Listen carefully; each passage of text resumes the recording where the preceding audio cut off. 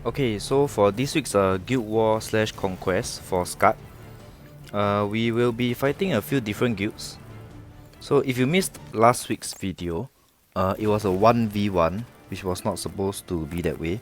But we went to fight the top guild, Fantasy.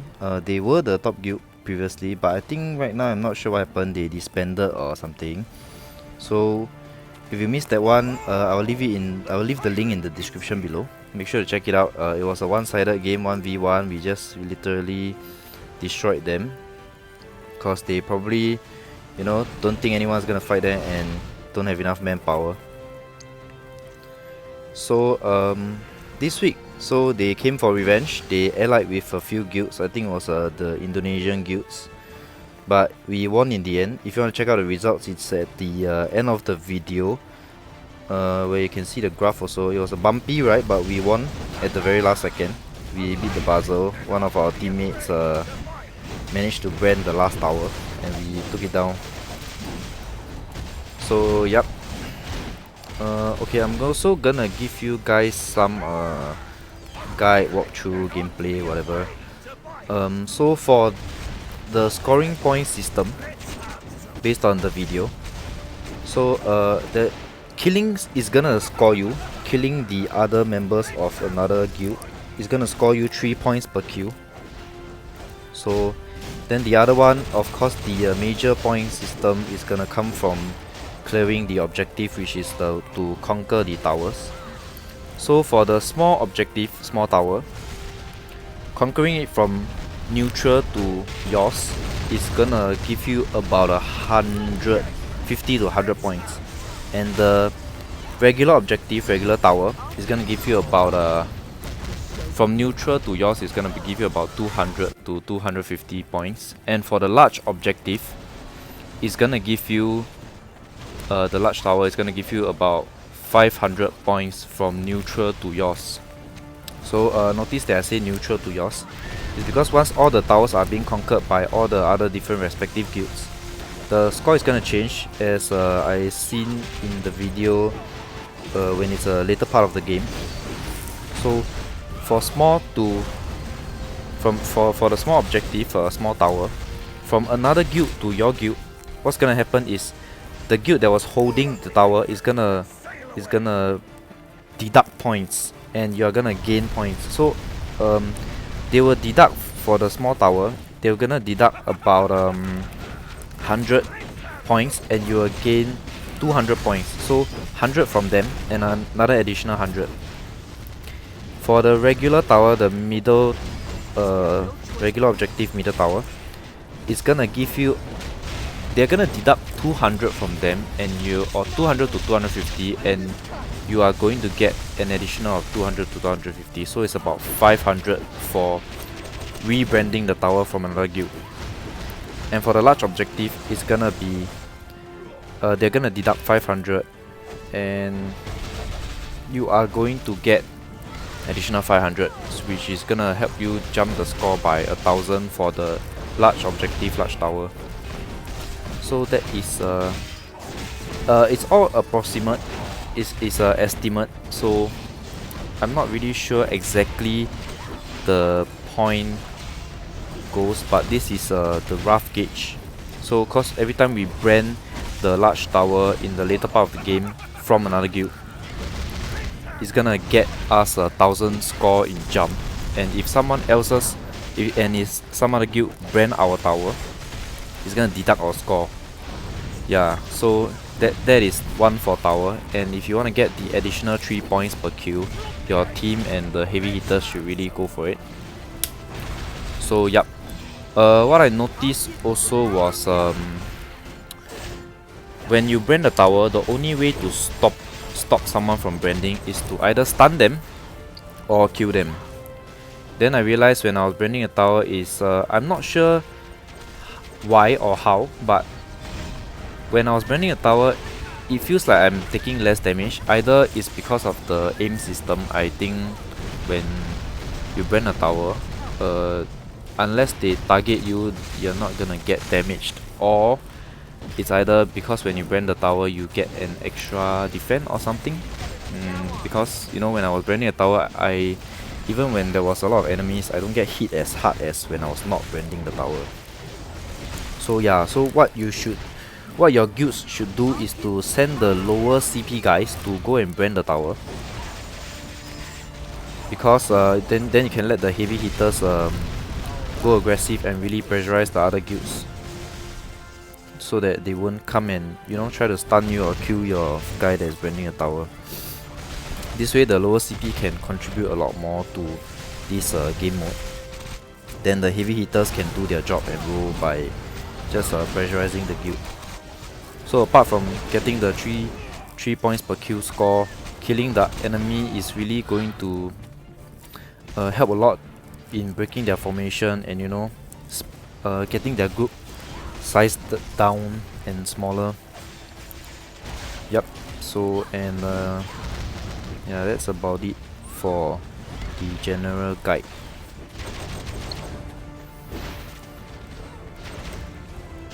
So what I suggest, in my opinion, is